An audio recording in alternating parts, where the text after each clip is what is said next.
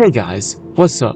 Welcome back to G5 Gridiron. Today we're going to be looking at the best G5 versus Power 4 games of the 2025 season. This upcoming season has a lot of unknowns, but one thing is for sure, there's going to be a lot of upsets, especially from the G5 to the Power 4, especially in the early weeks too. From the Boise States to the MAC teams to everything in between, we are going to be covering every single matchup that I think could have the possibility to be a great game. It's G5 versus Power 4. Also, if y'all haven't noticed, I'm not the same guy from the last video. I am TB and Dusky. Go subscribe to my channel. Yeah, let's get into it.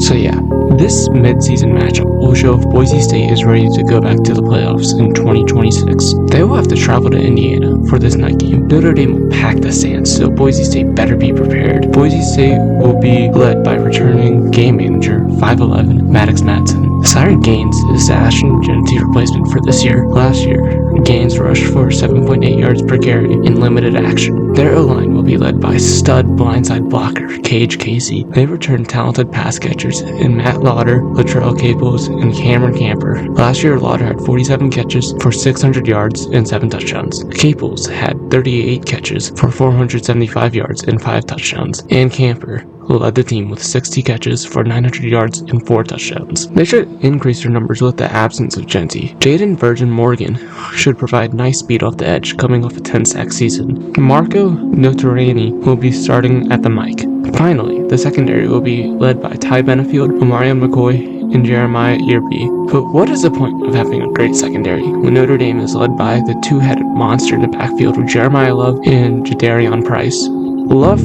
rushed for over 1,000 yards, averaging 6.9 yards a carry with 17 touchdowns, and Price, as the backup, had 750 yards with 6.2 yards per carry and 7 touchdowns. But as long as Boise State can stuff the dominant run, whoever Notre Dame's quarterback will be won't be able to do anything. It's probably going to be Carr with the absence of Angeli. Carr's young and will probably be erratic if Boise State can overwhelm him. This next matchup we got here is Tulane versus Duke. It has revenge written all over it. If anyone doesn't know, Duke's starting quarterback is transfer Darian Mensah, a freshman gunslinger last year at Tulane. He led Tulane to a surprise 9-5 season with many ups and many downs. This game will be at Tulane, so Tulane will more than likely have a sellout crowd. One problem is with Tulane's roster, however, it is made up of a lot of new faces, with question marks at almost every position. Head coach John Summerall will have a very tough road ahead, but with a win versus Duke, they may have a shot at the playoffs, as Duke is also coming off a 9-1 season when they were formerly led by the former Texas quarterback and now Oregon State quarterback Malik Murphy. For Tulane, on offense, the stars at O-line led by left tackle Derek Graham. They will lead the way with the more than likely great running game, and the defense will be led by defensive back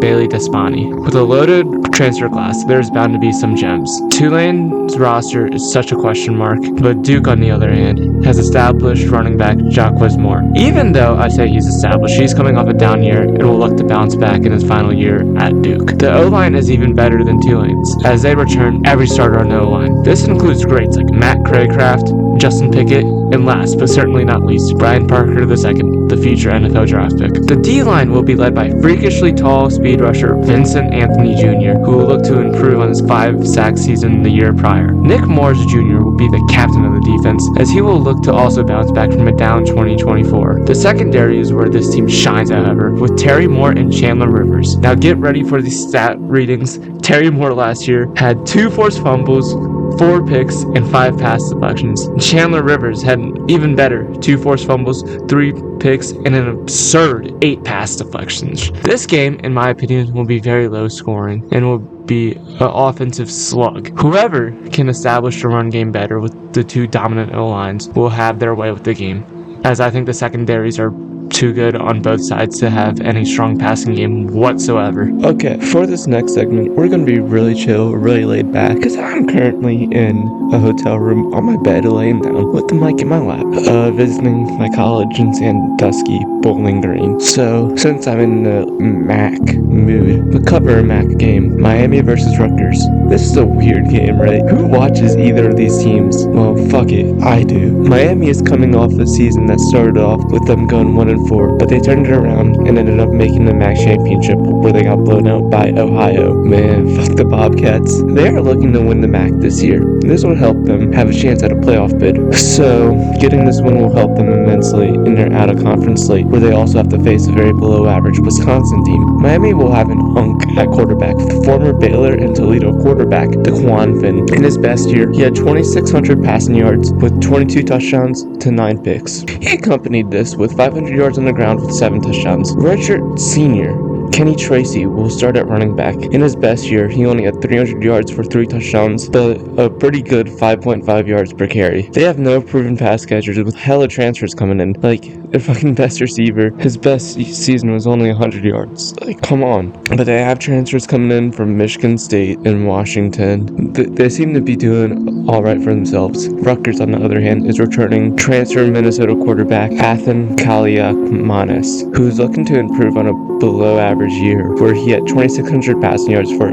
18 touchdowns and 7 picks, but with only 53 completion percentage. He looks to improve his completion percentage this year. On the other hand, his ground game was also not that good, with only 250 yards for 3 touchdowns and a putrid 2.7 yards per carry. At running back, they have standout transfer from Florida Atlantic and Florida State, CJ Campbell Jr., who last year had 850 yards and like 13 touchdowns on 5.1 yards per carry and caught 40 balls for 450 yards and 3 touchdowns. He will be a very serviceable replacement for Kyle Mungai, who is now in the NFL. Rutgers' best receiver will be North Texas transfer standout DT Sheffield, who had 850 yards on 66 catches and 11 touchdowns last year. This will be a close matchup and will be an underrated matchup as well. Rutgers will have a high-flying offense on the ground and through the air, while DeQuan Finn looks to add a very big boost to Miami's offense. He is an athletic freak and will look to improve everyone around him, as on the offensive side of the ball, they have no proven pass catchers. The reason I didn't cover any of them on the defense is that they have no one that really stands out. I predict this to be an offensive shootout, like fucking Rutgers Illinois was last year, 50-49. Okay, so for our final matchup today, we have James Madison versus Louisville. James Madison is looking to come off from a Sun Belt championship loss better than ever, with a lot of new faces. The offense is looking to run through the two-headed monster in the backfield, with former North Carolina transfer George Pettaway and former North Texas transfer Ayo Adeji. Last year, Pettaway had 975 yards and 5 touchdowns, while averaging 6 yards a carry. He also caught 24 balls for 200 yards and 2 touchdowns. Although not getting any playing time last year, the other running back, Ayo Adeji, looks to return to his North Texas self. In his best year at North Texas, he ran for over 1,000 yards with 6 touchdowns while averaging 7.1 yards a carry. He also complemented this with 7 catches for 50 yards. I expect his production to increase mightily this upcoming year. The O-line will be led by an unk at tackle with Pat McMurtry. Their stout secondary will be led by cornerback Chauncey Logan and strong safety Jacob Thomas. Logan looks to get back to his freshman numbers, where he had 1 pick and an insane 10 pass deflections. Thomas, on the other hand, is coming off an amazing year, where he had 3 picks and 3 pass deflections. They will be traveling to Louisville, who's coming off an amazing year themselves, which was topped off with the Sun Bowl trophy. However, Louisville has lost many pieces through the draft and transfer portal and looks to replace them with new faces and old faces. They returned amazing freshman running back Isaac Brown, who looks to return better than ever, coming off a year where he had over 1,100 yards, 11 touchdowns, whilst averaging 7.1 yards a carry. He also caught 30 balls for 150 yards and a touchdown in this pro-style offense, which famously does not favor the offense. They also return wide receivers, former South Alabama transfer Colin Lacey and Chris Bell. Lacey looks to get back to his South Alabama days, where in his best year he had over 90 catches for 1,300 yards and 7 touchdowns. Chris Bell, on the other hand, is coming off a pretty good year, where he had 40 catches for over 700 yards and 4 touchdowns. Pete Nigra will lead the O-line, comprised of many transfers. The O-line will be led by former Florida International transfer Jordan Garrard, where he looks to return to his Florida International self. I feel like I'm saying that a lot. All these transfers in their first year at Louisville did not do that well. In his best year at Florida International,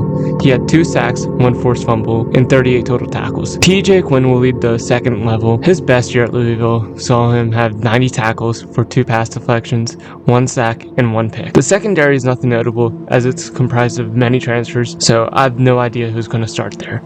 They lost a lot of pieces from the secondary in the draft and transfer portal, so that seems to be the one weak spot. Although James Madison is not strapped for quarterbacks as well as they have many options. Miller Moss for Louisville, I don't know how well he'll do. He looks to lead the offense this year, and I can't see him doing much on offense, but this will be a game won through the ground. Okay, y'all, that's it. Be sure to subscribe to G5 Gridiron, like, comment, do all that, interact with it. We try to get to 500 subs, so all that would be greatly appreciated. And yeah, subscribe to my channel, TV and Dusky. We'll be uploading as much as possible, so we would appreciate that. Thank you. Have a blessed day.